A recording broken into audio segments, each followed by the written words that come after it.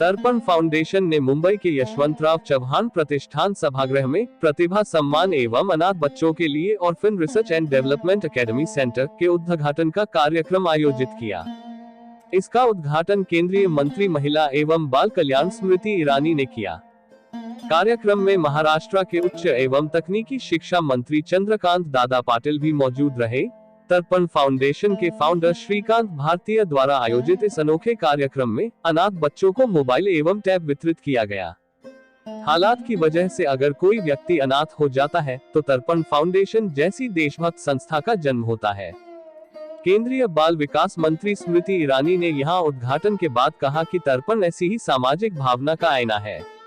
श्रेया और श्रीकांत भारतीय ने महाराष्ट्र भर में तर्पण के कार्य को स्थापित करने के लिए अपनी जिंदगी लगा दी।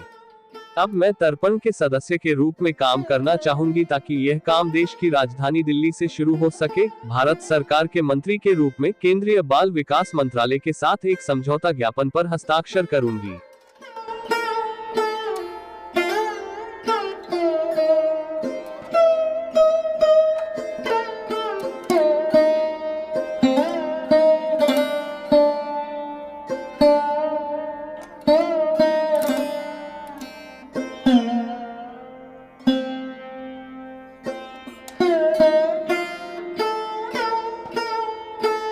जिनके घरों में टेबल पर बैठना हो या घर के किसी कोने में खाना खाना हो तो उठकर बुजुर्गों को नहीं देखा जाता है बल्कि नीचे स्मार्टफोन पर नेटफ्लिक्स देखा जाता है। मैं उन परिवारों से कहना चाहती हूँ, जिस दिन संग बैठकर खाने वाला वो पिता या माँ नहीं होगी, शायद उस दिन आपको समझ आए कि तर्पण के पीछे भावना क्या है। जिन नौजवानों ने आज यहाँ पर तर्पण फाउंडेशन के सौजन्य से मदद पाई, उनको उनके आगामी करियर के लिए बहुत बहुत शुभकामनाएं प्रेषित करती हूँ। तर्पण फाउंडेशन जैसे सृजनात्मक कार्य हम सब जो भारतीय जनता पार्टी से जुड़े हैं, वो अपने जीवन में किसी न किसी स्वभाव में, स्वरूप में समाज को सशक्त करने के लिए, समाज के प्रति योगदान देने के लिए यह संस्कार हम सभी कार्यकर्ताओं में रहे। आज इस मंच से प्रभु से आप सबके लिए यही आशीर्वाद मांगती हूँ, यही प्रार्थना करती हूँ। दोन पूर्ण अनाथालयातून बाहेर पडलेल्या 18 वर्ष वयावरील अनाथांच्या हस्ते आपण स्मृतिजींचा सत्कार करू।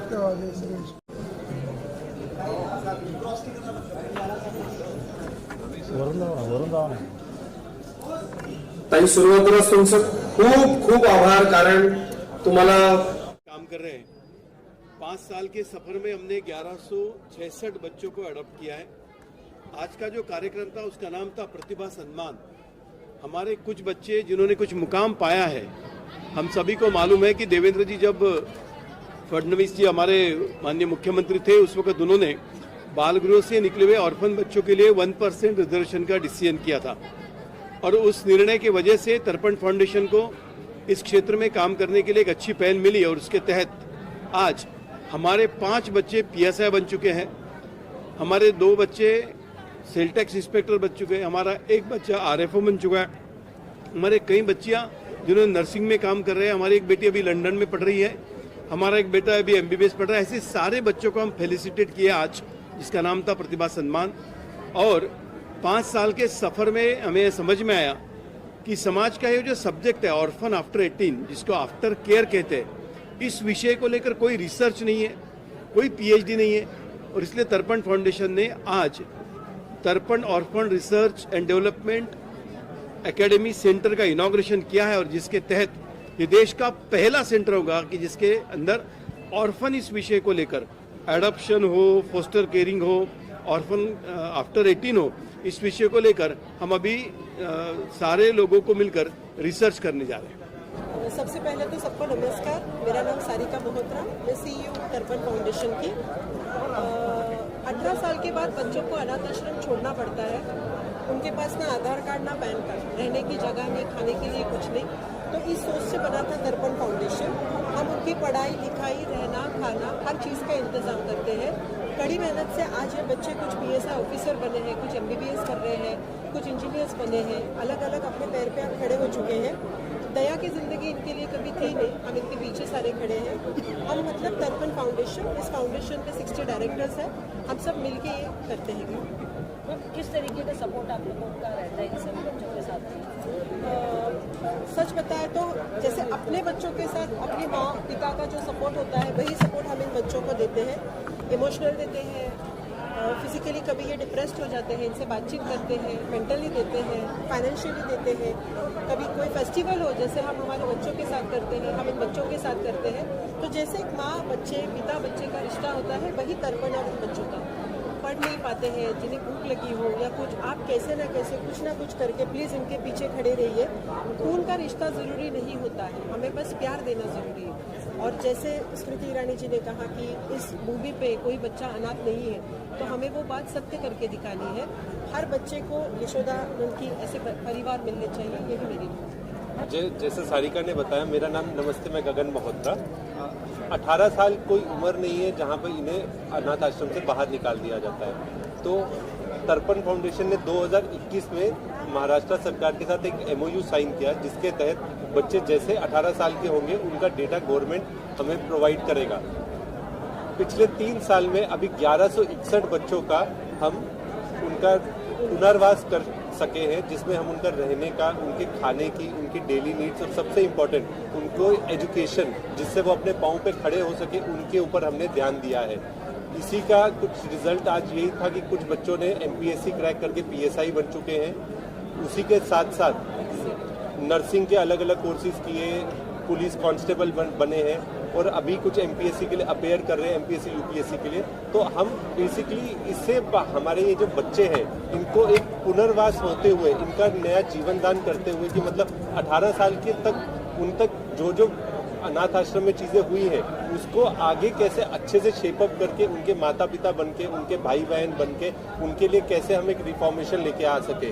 तो हम पूरा सिस्टमेटिक डेटाबेस ओरिएंटेड ये महाराष्ट्र सरकार में पिछले 3 साल से काम कर रहे हैं। अभी आज के इस अवसर पे जब हम यहाँ पर तर्पण orphan research academy development centre की बात, टॉरेक की जो हम बात कर रहे हैं आज, जिसका इनॉग्रेशन स्मृति ईरानी जी के हाथों से हुआ है, तो इसके तहत हम पूरी इसकी डिटेलिंग में जाने वाले हैं कि मतलब पूरे हर राज्य भर में अलग अलग क्या क्या इनके लिए योजनाएं रखी गई है, जिससे इनका बेटरमेंट की हम बात कर सके।